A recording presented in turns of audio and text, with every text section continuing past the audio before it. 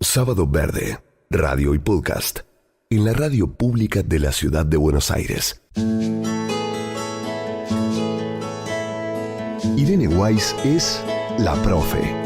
Revelaciones, ideas, crítica con sentido. La ciencia y la investigación, más simple y más cerca. Irene, en Sábado Verde.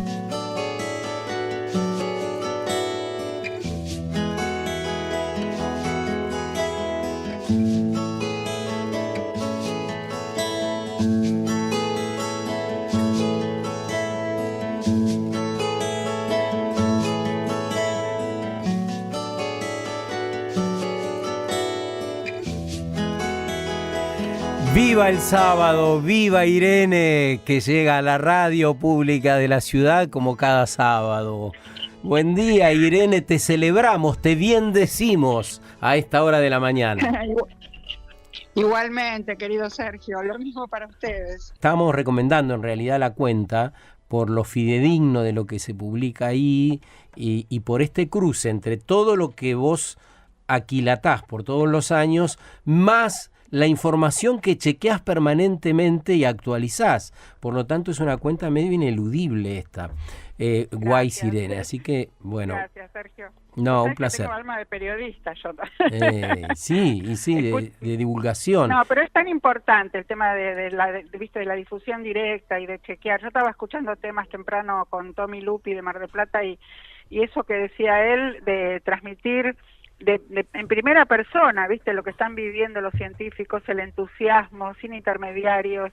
Me parece fundamental esa conversación que tuviste con él. Y con personas sintientes, porque a veces uno ve la radio y la tele, o escucha la tele, escucha la radio o ve la tele, y decís, esta persona que me está comunicando está pensando en otra cosa, no lo está sintiendo. No sé si te pasa a vos.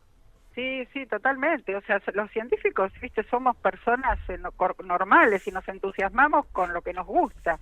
Tenemos el privilegio de poder hacer realmente lo que nos gusta cuando tenemos la posibilidad, porque ahora la situación está muy difícil. Y este premio que tuvieron estos chicos, porque son la mayoría muy jóvenes, varios de ellos discípulos del gran Penchazade, que bueno, yo lo conozco hace tiempo, del Museo de Ciencias Naturales, que es un tipo que formó gente y está fíjate, con sus 80 y pico de años ahí arriba del buque, ¿no? Dibujando todo, me parece fantástico esa posibilidad que tuvieron. Y se la ganaron. Ahora que decís eso, Irene, qué lindo, a mí me encanta, además de ver las transmisiones, esas fotografías que publican del equipo, de esas personas que están ahí tomando mate, 5, 6, 7, de esos investigadores, en el marco de austeridad con que lo hacen, sin estridencias, tan diferente al registro que tenemos de los influencers, de lo que solemos ver habitualmente y escuchar, ¿no? Sí, absolutamente. Vos sabés que justamente anoche, mira, en el programa de radio de Nora Bar estuvo charlando como 45 minutos en vivo con todos. Les recomiendo ese programa, si lo buscan en la página de Nora. Bueno, Nora Bar es una periodista científica muy reconocida. Hoy seguramente lo va a subir a su página norabar.com.ar, así que lo pueden buscar y vale la pena porque son 45 minutos donde ellos cuentan todo lo que están viviendo, ¿no? Y cómo lo consiguieron, y me pareció buenísima esa entrevista. O sea, creo que son cosas que no tienen que pasar desapercibidas. Y no, sobre todo recomiendo que vuelvan a escuchar el podcast de esta primera parte que vos tuviste de la charla con Tommy Lupi, porque vale la pena.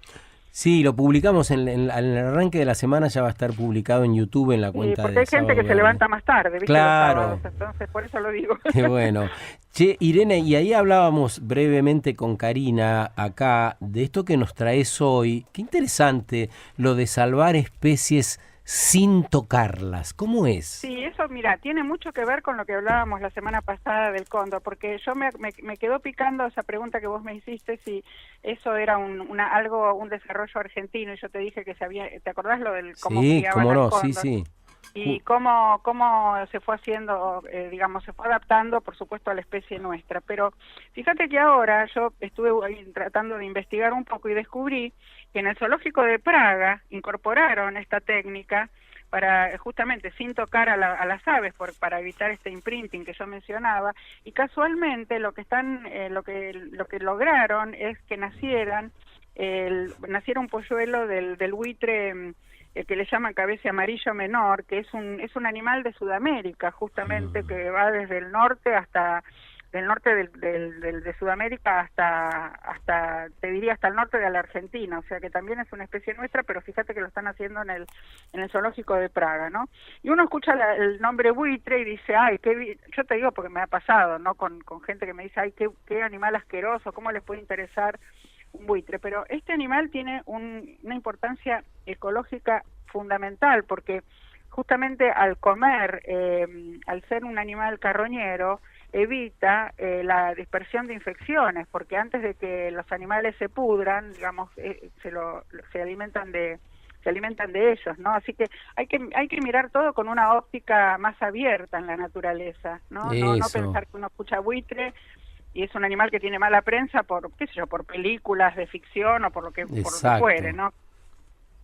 Imagínate que se juntan entre varios y rápidamente desaparece un cadáver de un animal recién muerto antes de que la putrefacción empiece a diseminar enfermedades, que en el caso de las aves inclusive muchas son zoonosis, ¿no? Que se pueden transmitir al ser humano, así que a mí me parece fundamental, y es una especie también amenazada.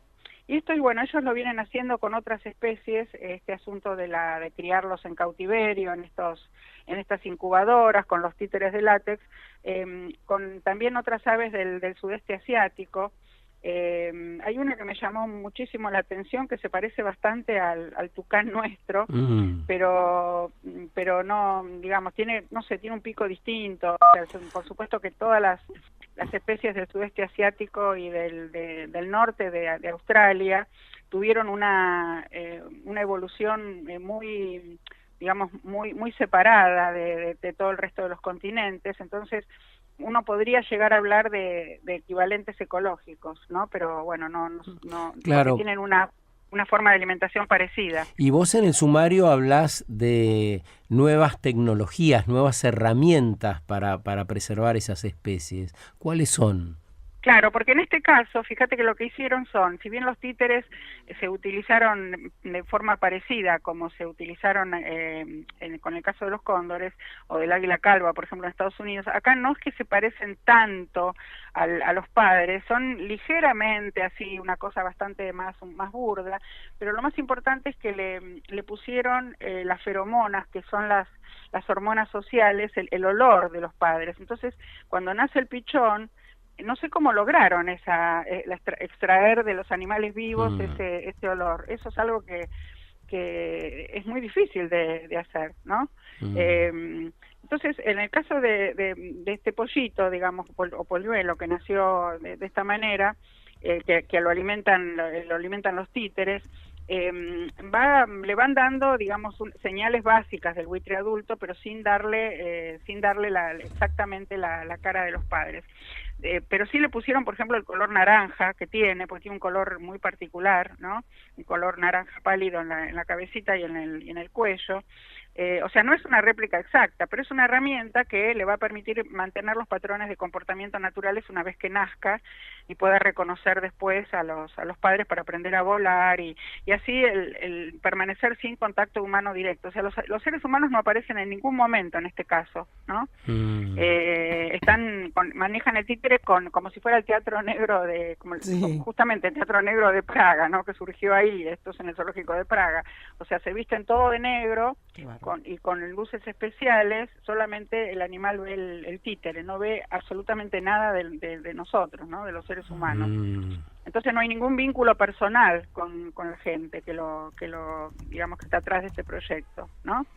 Y a su vez después esta hormona social hace que pueda, digamos, viajar entre comillas por el aire, y entonces como ellos son animales que después actúan de adultos en conjunto, porque un buitre solo no puede comer un cadáver, de hecho tiene que esperar a otros para poder perforar la piel y empezar a comer los órganos. Medio feo lo que estoy contando, pero es la naturaleza, claro, ¿no? Entonces, entre 7, 8 o 10, ¿no?, del grupo, rápidamente, o sea, uno perfora la piel y el otro va ayudando a que los demás vayan pudiendo entrar en el cuerpo. Y esto es, repito, es tan importante porque entonces evita que el cuerpo se pudra del animal que están comiendo y que genere enfermedades, ¿no? Esto ellos también lo están aplicando allá, te decía, con otras especies del sudeste asiático, que creo que no las nombré, que es la urraca verde de Java, y hay uno que se llama el cállao rinoceros, que es este es el que te decía que se parece a un tucán. a un tucán nuestro, sí. Y bueno, son animales que es, por ejemplo, el cállao rinoceros como de rinoceronte, es que no tiene nada que ver con el rinoceronte, pero sí porque en el pico, ese que pareció el tucán, tiene como una especie de cuerno, por eso lo llaman lo llaman cállao rinoceronte, ¿no? Rinoceros porque es la especie en latín. Y vos sabés que es importante porque comen frutos, comen semillas, o sea, es un animal muy omnívoro, pero entre todo lo que come digamos, lo que después va a producir la dispersión de las semillas y de ese lugar, ya sea o comiéndose la fruta o comiéndose la semilla sola, ¿no? O sea que tienen un rol fundamental también ecológico en la dispersión de las semillas. Esto se llama dispersión biocórica. Córica viene de corion, que es una membrana de la semilla, ¿no? La palabra corion es muy amplia, también se usa para, digamos, en la evolución, para una de las membranas por ejemplo, en los mamíferos de la placenta, pero claro. Hay te cuento rápido, hay 3 tipos de distribución de las semillas. A través del agua, que se llama hidrocórica, por ejemplo, en el caso nuestro viene, por ejemplo, por el delta del Paraná el ceibo, ¿no? Y sí, está lleno en la reserva ecológica del ceibo, por ejemplo, que llegó a través del agua. También puede ser anemocórica a través del aire, ¿no? Hay semillas, ¿viste? Esas que tienen como aletas, o los panaderos. Los panaderos, sí, claro. Claro, para pedir los deseos. Bueno, esas son todas anemocóricas, o sea, anemo quiere decir viento, viene trasladado por el viento. Y biocórico, que es este caso que te contaba, que es por cualquier ser vivo. O sea, en este caso es un ave que se come el fruto, la semilla, y la dispersa mientras en el vuelo después va liberando sus heces, ¿no? Y caen y brotan. O también puede ser, por ejemplo, cuando vos que sos nacido en el campo, yo cuando voy al campo de uno de mis tíos, se me pegan en las medias o en los jeans por ejemplo, ¿viste? Los cardos o todos los frutos que tienen pinches. Sí, total, sí, así bueno, es. Eso también uno va trasladando en la naturaleza, lo hacen los animales, los cuises, o los introducidos, como el caso de las vacas, ¿no? Que van caminando y van corriendo los abrojos, ¿no? El abrojo tiene esa característica y de hecho fue copiado cuando inventaron el velcro, ¿no? Por ejemplo, la manera en que el abrojo se pega a las medias o al jean. Qué buen ejemplo, ¿no? Porque la naturaleza, siempre es lindo ver a la naturaleza como maestra de vida, como el reflejo o el espacio para aprender mucho de su comportamiento. Y has dado un ejemplo tan práctico y tan usado, ¿no? Que la verdad que... Mira, hay otro todavía mucho más usado y más conocido, que son los aviones. Los aviones tienen fuselaje hueco para poder volar, que sean livianos. ¿Y sabés de dónde se copió? De los huesos de las aves. Los huesos de las aves no son como los nuestros, como nuestros huesos largos, que son duros y que no tienen que perforarse, no tienen que ser como esponjas, viste que eso es una enfermedad. Sí.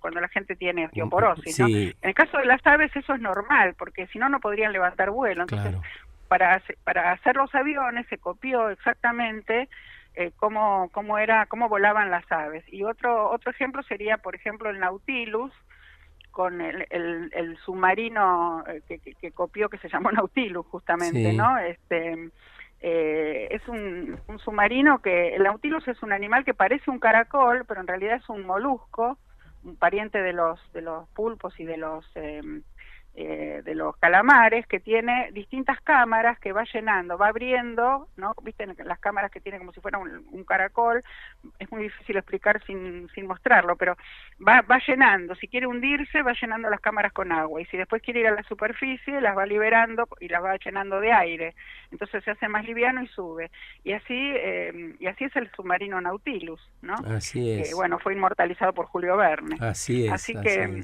bueno, hay montones de ejemplos de copia de la naturaleza, hilos resistentes copiados por ejemplo, del material de la tela de araña, ¿no?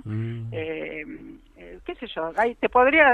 eso no, se llama está bueno. biomimesis. Claro, exacto. Biomimesis, tal cual. Sí. Está bueno hacerlo notar porque es otro incentivo para salir a la naturaleza, ver y comparar, ¿no? Todos esos comportamientos, cómo los hemos ido trasladando a nuestras vidas, a nuestras construcciones, a nuestros modos de hacer.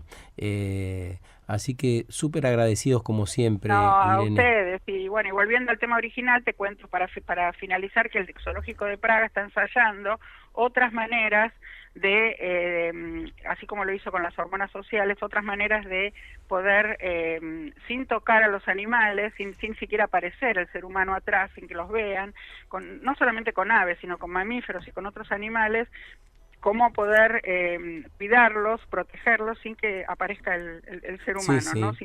O sea, como disfrazándose de naturaleza, de alguna manera. Así que me pareció interesante. Un muy buen fin de semana, a nosotros también. Igualmente, Sergio, gracias, un beso a todos. Gracias. Y podés encontrarla a la profe en Instagram, @guaysirene, y ahí, bueno, saber mucho más sobre ella, sobre sus trabajos, sobre su divulgación, y bueno, y nutrirte de nuestra querida Irene Weiss.